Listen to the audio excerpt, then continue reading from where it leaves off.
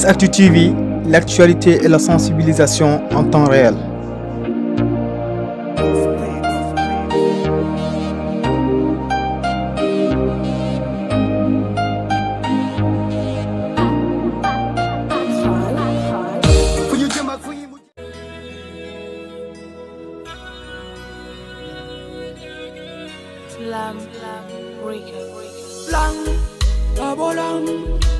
Du famis ki kal kene gas na denga ilang abolang du fa nepa kale cha base baune lang abolang du famis ki kal kene gas na denga ilang abolang du fa nepa kale cha base baune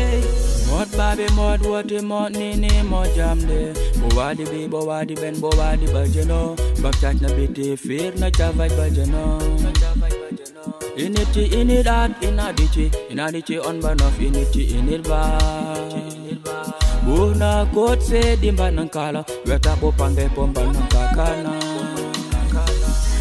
Kubu jar kubu cawai taran pangguke Knocking good di man weire edano Kipes kongwa Pes dan kurke wendi so du pes en kur Responsable de Mateo qui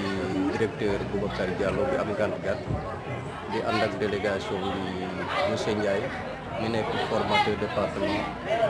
filière industrie bâtiment moo xam ne moom moo tàggat xale yi waral cérémonie bu ñuy def tey au niveau de Diass.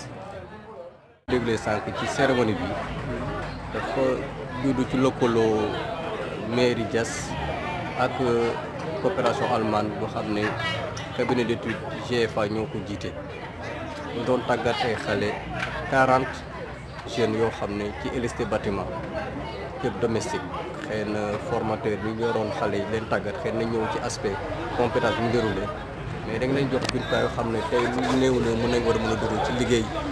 kër liggéey loo xam ne mën na leen permettre mën a vraiment daan seen doole ci chantier yi ak ci kër yi ay travaux yoo xam ne dañ koy def ci kër yi. programme ko tax a jóg réussir au Sénégal dañoo bëgg ay xale yoo xam ne nañ am les éléments fondamentaux pour mën a permettre ñu xëy dem liggéey parce que ñun tàggat ñu leen tàggat dañ leen jox jumtukaay yoo xam ne sont des formations à l'emploi tey xale yi ñu tàggatoon ci plomberie astafurlah ci électricité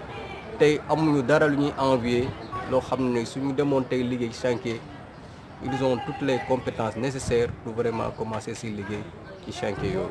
parce que formation soo xoolee 80% formation bi ci pratique lañ ko defee ci ay jumtukaay yoo xam ne du théorie mais dañ leen jox sur place des situations réelles de travail pour mën a demee pour mën a liggéey ci chantier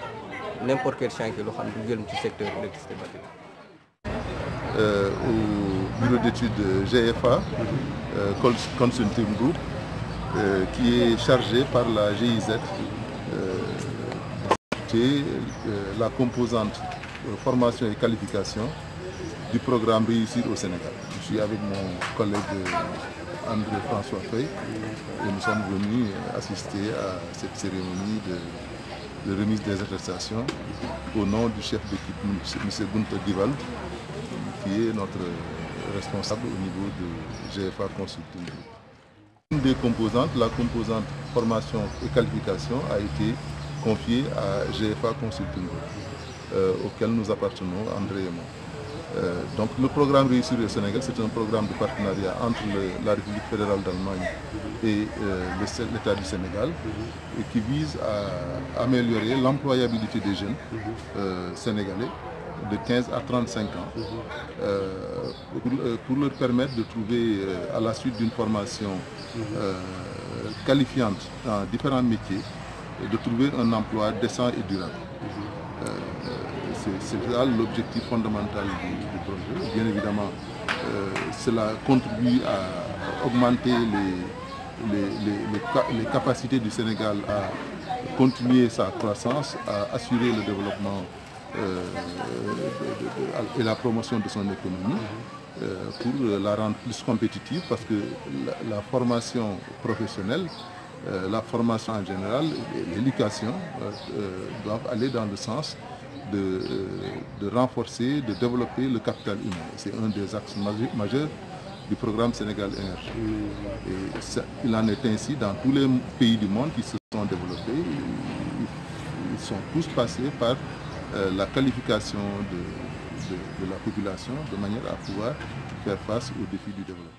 maa ngi tudd Mariama Dione nekk deuxième adjointe au maire de la commune de Diass. di yëkkati kàddu vraiment jagleel ko ñi nga xam ne ñooy suñu partenaires yi. mooy waa la coopérative Alma ci dans le programme JIFA ak GIZ. ñu sant leen gërëm leen ci jàppale bu ñu jàppalee commune de Diass financièrement ba suñu jeunes yi ñu mën a bénéfice de formation ci centre BDP de Diamniadio. vraiment ñuy remercier aussi waa centre bi. nga xam ne buñ fa yóbbu suñu xale vraiment ils nous ont ouvert tous les portes vraiment jàppale ñu former suñu xale yi de telle sorte que vraiment xale yi ñu kontaan ñu xam ne formation professionnelle la ñuy def ci xale yi et tout li ëpp lañ leen fa jàng foofu tamit aussi c'est typiquement technique donc xale yi aussi ñu kontaan ñun waajur yi aussi ñu kontaan ci loolu parce que lépp loo xam ne ñu war na leen ak xale yi def nañ ko ba mu mat sëkk te ñun taxawuñ fa rek taxawu formateur mais aussi dañ fa taxawal ak xale yi taxaw boo xam ne taxawu waajur la ñu jàppale leen tette leen ba tey ji ñu mun a toog fii assister yi nga xam ne mooy cérémonie de remise attestation xale yi donc vraiment loolu dañ koy sante waa centre bi mais aussi di leen wax ne ñun ak centre bi ak coopérative bi pareeguñu parce que mun naa xam ne c'est le début ndaxte benn formation moo jàll mooy plomberie après à part plomberie tey électriciens yi la ñu doon jox attestation te parmi les 40 jeunes qu'on a formés en électricité y aura 20 jeunes yoo xam ne dañ leen di former aussi pour solaire donc loolu aussi beneen bénéfice la boo xam ne parce que dañ fiy tànn les meilleurs 20 offrir leen beneen formation en photovoltaïque comme ça mu permettre leen aussi ñu mën a ñu intégrer leen ci centrale solaire bi nga xam ne moo nekk à côté loolu aussi vraiment dañ leen koy sant bu baax a baax. yoo xam ne ñu ngi ñun au niveau de la mairie bii bu jàllee aussi dañuy constituer yeneen demandes yi nga xam ne yeneen métier la yu jeunes yi posé fii comme ça ñu waxtaane ko ñi nga xam ne ñooy suñu partenaire financier aussi ñoom ñooy jël dossier bi yóbbu ko ci centre bi nga xam ne ñoom ñooy suñu partenaire technique donc affaire bi noonu lañ koy déroulé di leen wax ne partenariat bi vraiment lu ñu rafetlu la parce que yàgg nañ fi liggéey nañ fi ak ku ne mais sincérité bu ñu gis ci waa coopérative bi ak Diamniadio vraiment lu jafe la ay nit ñu baax lañu ay nit ñu honnête lañu yoo xam ne dara taxu leen jóg lu dul liggéey jàppale askan bi mais développer le Sénégal te dafa am benn programme boo xam ne ci waa programme coopérative mooy servir au Sénégal servir nga xam ne réussir au Sénégal nga xam ne mun nga nekk ci dëkk bi nga tekki ci dëkk bi liggéey ci dëkk bi moom la ñuy wax réussir au Sénégal bëgg nag képp koo xam ne jàng nga métier mais ñu utal la benn diplôme professionnel boo xam ne mooy wane ne sa métier mokkal nga ko mën nga ko ba ku ko gis am confiance jox la liggéey donc loolu ku ko defal nit tamit defal nga ko loo xam ne vraiment mënu la ko fay parce que xale yi lu ñu def ni seen bopp la ñuy jëriñ ak seen waajur donc d'ici 10 ans ñoom ñoo ci jëriñu mun na am xanaa par reconnaissance ak coloré ñuy delluwaat ci waa centre bi wala ak partenaire mais lu ñu defal vraiment lu baax la lu rafet loo xam ne boobu ilaa yow mi dañ koy reconnaître di leen ko ñaanal parce que xam nañ ne population bi c'est une population diminuée waajur yi ñu ngi tal leneen donc ki ñëw jël sa doom fayal ko ñu defal ko formation mu jox ko diplôme ak accompagnement yi nekk ci ginnaaw yëpp vraiment kooku mënuñu ko fay dañ koy bàyyi ak yàlla mi nga xam ne moo mën lépp yàlla fayal ma leen mooy ñi nga xam ne ñooy coopérative bi ak le centre de Diamniadio personnel yi nga xam ne ñoo nekkaloon ak suñu njaboot mission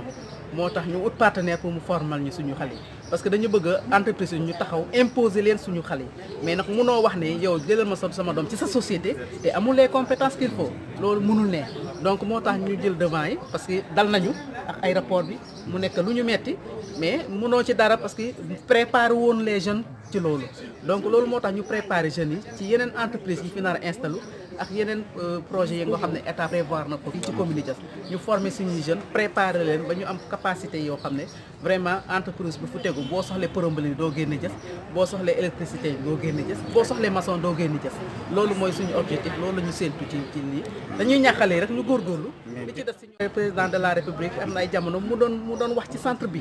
vraiment mu motiver ko accompagner centre bi donc c'est un diplôme boo xam ne il est reconnu par l'état te ku fa génni centre boobu vraiment te ñëpp lay reconnaître parce que centre la boo xam ne macha allah qualité formation ba fa nekk ñëpp ko apprécier donc vraiment côté boobu am ñu ci benn lu ci xalaat diplôme na boo xam ne vraiment foo taxam boo xamal ni nga wan leen ko bu ñu gisee cachet centre de Diamniadio dañuy am confiance yow. Ko onda dafu lafu kada e o bae de bobire lang abolang do fa miskikal kene gas na denga lang abolang do fa nepa kala chaba se baunen lang abolang do fa miskikal kene gas na denga lang